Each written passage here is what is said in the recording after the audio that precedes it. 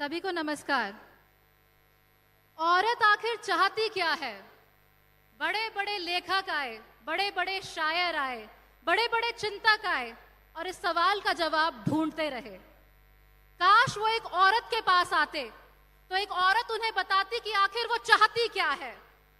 एक औरत चाहती है प्रेम, एक औरत चाहती है सम्मान, एक औरत चाहती है ये एहसास कि हम हैं और हमें समाज के हाशिए पर इसीलिए नहीं धकेला जाएगा क्योंकि हमारे पास स्तन है।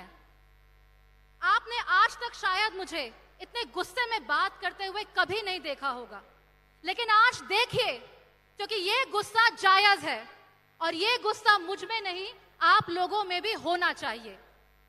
मणिपुर के उस भयावह वीडियो को आप लोग याद कीजिए। 100-150 पुरुष, 2 महिलाएं जिन्हें निर्वस्त्र किया गया, नंगा किया गया, उनके स्तनों को, उनकी योनि को हाथ लगाया गया, उनके वीडियो बनाए गए, परेड करवाई गई और उसके बाद उन्हें सोशल मीडिया पर चारों तरफ भेजा गया। जो लोग राम का नाम लेते हैं, आज वो औरत को कुचलने में अपनी मर्दानगी समझने लगे हैं।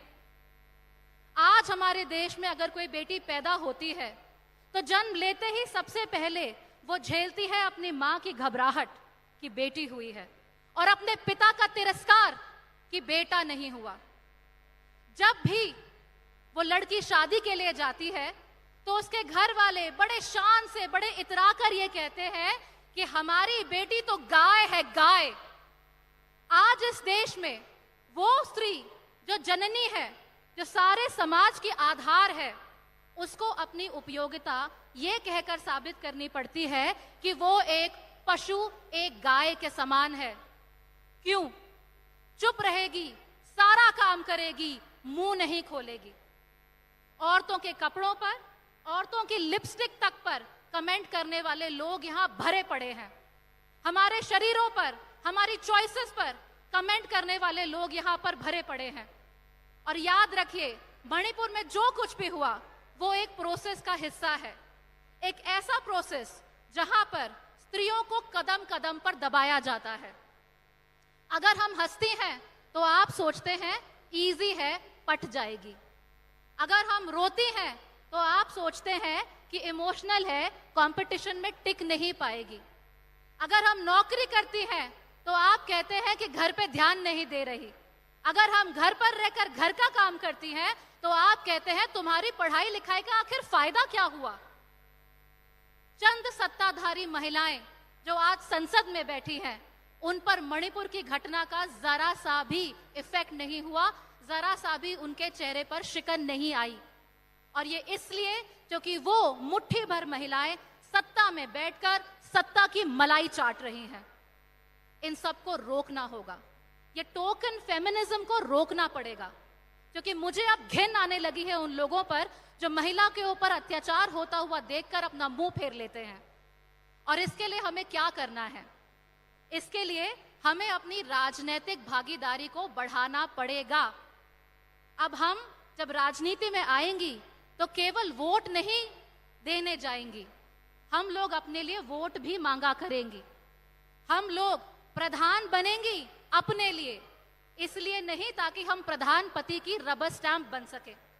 तो आओ, उठो, प्रधान बनो, सरपंच बनो, काउंसलर बनो, विधायक बनो, मंत्री बनो, मुख्यमंत्री बनो, प्रधानमंत्री बनो, क्योंकि तुम ये कर सकती हो।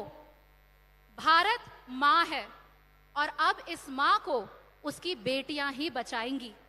इसलिए आज यहां बैठी हर एक औरत से और हर वो औरत जो मुझे आज सोशल मीडिया के माध्यम से सुन रही है, मैं आपसे कहना चाहती हूं कि विमेंस डे के चाय समोसे को आप साइड छोड़ दो, आगे बढ़ो और अपने लिए राजनीतिक हक मांगना शुरू करो।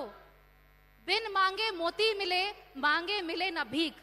लेकिन यह ना मोती है और ना ही भीख है, यह हमारा अधिकार है जो हमें केवल और केवल अपने बाहुबल से ही प्राप्त हो सकता है। उम्मीद करती हूं कि आज के बाद जब भी यहाँ पर बैठी हर एक औरत जय हिंद बोलेगी तो साथ साथ ये भी बोल पाएगी कि मुझे जीने का हक है, मुझे अपने पसंद की साड़ी का हक है, मुझे अपने रंगीन कपड़ों का हक है, मुझे अपनी लाल लिपस्टिक का हक है, मुझे अपनी मर्जी से प्रेम करने का हक है, मुझे अपने श्रृंगार का हक है, मुझे अपने वोट का हक है, मुझे अपनी राजनीति का हक है। अरे मैं स्कूटी पर बैठूंगी तो पूरा शहर घुमाऊंगी, और अगर स्पेस शटल में बैठूंगी तो पूरा ब्रह्मांड घुमाऊंगी। इसी के साथ शब्दों को विराम देती हूँ। नमस्कार।